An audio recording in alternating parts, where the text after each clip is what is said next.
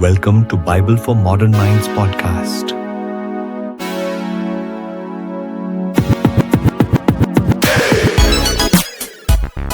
Absolute, so woven into the fabric of your life that it defines everything about you. Who you are, your family, your eternity. Everything. Now, imagine a single event, a brutal, sudden clinical death. And it doesn't just stop your heart, it completely obliterates that entire framework. That's exactly what we're talking about today. A man who died for 20 minutes. I mean, no heartbeat, no breathing, zero measurable brain activity. And he returned, but he came back, changed, holding a truth that would end up costing him, well, everything he had. It's a dramatic and a deeply personal journey we're unpacking. Mm-hmm. Our source for this deep dive is the first-person testimony of Yusuf al-Hakim. He was a devout Muslim man from Alexandria, Egypt. And this all happened on April 28th, 2017. Yes, his near-death experience, or NDE. So our mission is to take you through it all, the clinical facts of his death, which are just staggering. But also the profound cultural and religious context he came from. You can't understand the story without that. Right. And then the details of the encounter he had beyond the veil. And maybe the most important part, the devastating, life-shattering cost of coming back. To really get the magnitude of this, you have to start with his life before the crash. Yusuf emphasizes that for him, faith wasn't really a choice. It was, in his words, the air they breathed. A proud, active member of his community. Deeply committed. And we're talking about a man who structured his entire day, every single day, around his faith. He never missed the 5 daily prayers. Fajr, As, Maghrib, Isha. Which, if you're not familiar with it, that is a staggering commitment. It requires intentional dedication 5 times a day, every day. Absolutely. And on the morning of the accident, he says he woke up feeling totally at peace. He performed his ablutions, he prayed, he kissed his wife, Samira, goodbye. Checked on his son, Kareem. Right. And he remembers reciting a passage from the Quran, Surah Yusuf, as he was driving off. He was stable, successful, and felt entirely right with the world and with Allah. That routine, that sense of spiritual security, that's the backdrop for the moment everything just changed. He's driving his normal route, the light turns green. And a speeding truck just runs the red light. He describes the impact as just absolute violence. The sound of tearing metal, glass shrapnel everywhere. And the steering wheel crushing his chest. In that moment, his entire consciousness, everything, it just narrows down to one single overriding priority. The declaration of faith. Exactly. For a faithful Muslim, the last thing you must say is the Shahada. There is no God but Allah. It's the critical moment of passage. It's the final act to secure your place in paradise. But Yusuf describes this terrifying physical reality, the blood, the trauma. It rushed to his throat. And his mouth, he said, wouldn't obey. The most important words of his life, and they just wouldn't come out. Can you imagine the despair, the internal panic? He lived this life of spiritual striving, and his final, most critical spiritual action was a failure. He entered the silence with this overwhelming fear that he had failed the ultimate test. And from there, the world just dissolves into chaos. Sirens, rushed voices. The hospital. Doctors shouting code blue.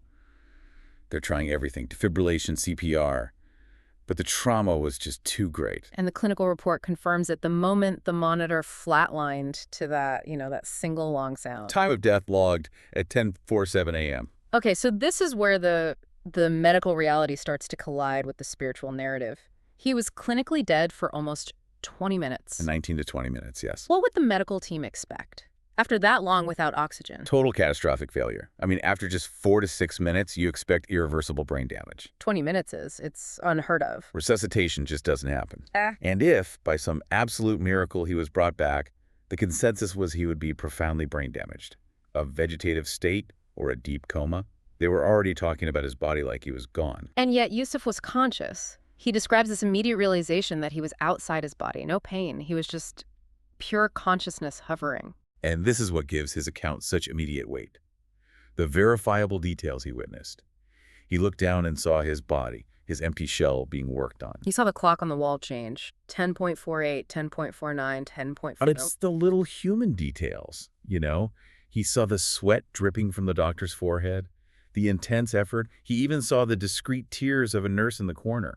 Details no one could have told him. Things that argue very strongly against this just being a hallucination from lack of oxygen. Then the hospital scene just faded away. He felt this irresistible pull into what he called a dark immensity, moving through an invisible corridor, gentle but constant. And this is where his entire lifelong religious training just kicks in. He fully expected to meet the two angels who question the dead. Munkar and Nakir. He had the answers ready. He'd known them since he was a child. Allah is my Lord, Muhammad is my prophet, Islam is my religion. But the corridor was silent. No voice, no judgment, no angels, just that constant, quiet movement. And that silence was his first real moment of spiritual crisis. It must have been terrifying. I mean, you've rehearsed this moment your entire life. You've prepared for judgment. Yeah. And you get nothing. Just quiet. Exactly. He captures his thought perfectly. He asks himself, what if everything I've learned was wrong? And that one question, born in the face of the afterlife itself, it just sets the stage for the real encounter. Okay, so let's step into that. He's not alone for long. He feels this presence growing, felt it in his soul before he could see anything. And it culminates in a light, but not just a bright glow. He said this light was alive. It had weight, presence, a soul. And as that light solidified into a human outline, Yusuf, the man who knew the Quran by heart, recognized the figure instantly. Jesus Christ. Which immediately creates this massive, explosive spiritual crisis for him. We have to pause here because this is a profound cognitive dissonance. It's huge. For Yusuf, Jesus, or Isa, is a revered prophet. But he is not God. He did not die on the cross, and calling him the Son of God is shirk. The greatest sin in Islam, blasphemy. So his first reaction is just terror. Absolute panic. He thinks it's Shaitan Satan trying to trick him at the moment of death. Trying to steal his soul. So he tries again, desperately, to say the Shahada. But the words still won't come. And what breaks through his fear is the nature of the presence itself. The recognition wasn't in his head, he said. It was in his spirit.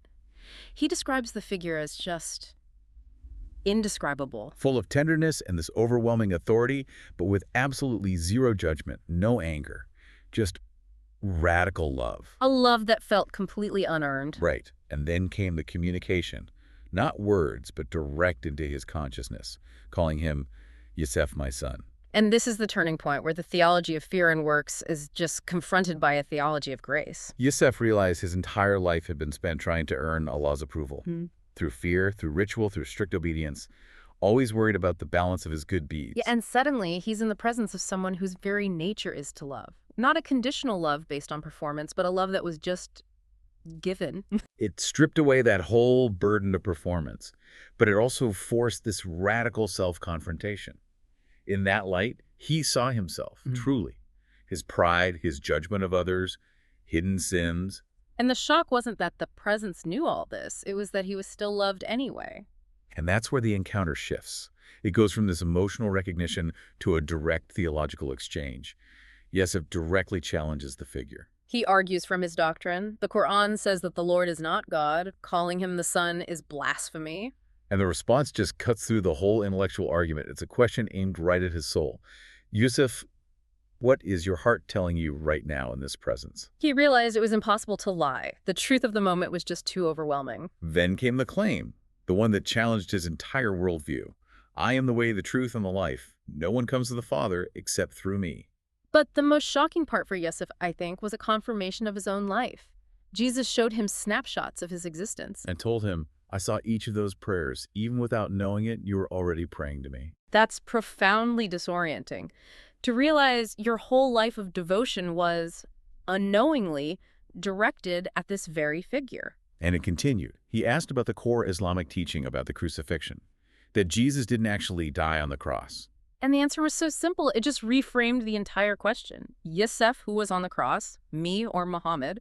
Muhammad was only born 6 centuries after me. He was then given this spiritual understanding of the Trinity, not as 3 gods, but as one God revealing itself in different forms. He used the metaphor of water, liquid, ice, vapor, one substance, different forms. And then the crucial realization that just broke his entire spiritual foundation. Yeah. I did not come to create a religion, Yusuf. I came to restore the relationship between God and humanity. That's the core shift, from the burden of religious works to the freedom of a personal relationship built on grace. And to just seal it, to make sure there was no doubt this was real, Jesus revealed private details, a hidden sin, and a specific desperate prayer Yusuf had said at 2 a.m. just 3 nights before the accident. With the reality of this divine, all-knowing presence confirmed, he surrendered everything. He whispered, Lord, my God, my Savior. He felt like he'd found home, a place of absolute peace. But that peace was interrupted. Jesus told him, you need to come back. And he pleaded to stay. I mean, why would you want to leave? But the reason was clear and painful. Your family needs to hear what you saw. You still have a mission. And with that commission came this heartbreaking vision of the future, the price he would pay. Yeah, he saw it all. Scorn, rejection, isolation, his mother calling him a traitor, his children being taught to hate him, death threats. It's a terrible choice. He's seen absolute truth, and now he has to choose to return to a life of radical isolation because of it. And he accepted. He said, I've seen the truth. How can I go back and pretend I didn't see it? The return itself was just a physical violation. He described it like falling back into his body and hitting a stone wall, searing pain, fire and electricity in his veins. And then the silence of the room was shattered by the frantic beeping of the machine. He was back. The doctors are in shock. But the first words out of his mouth are the real shocker, not alhamdulillah. No. His first words were, Jesus Christ, he saved me. The silence that fell over that room must have been deafening. And the medical validation here is so key.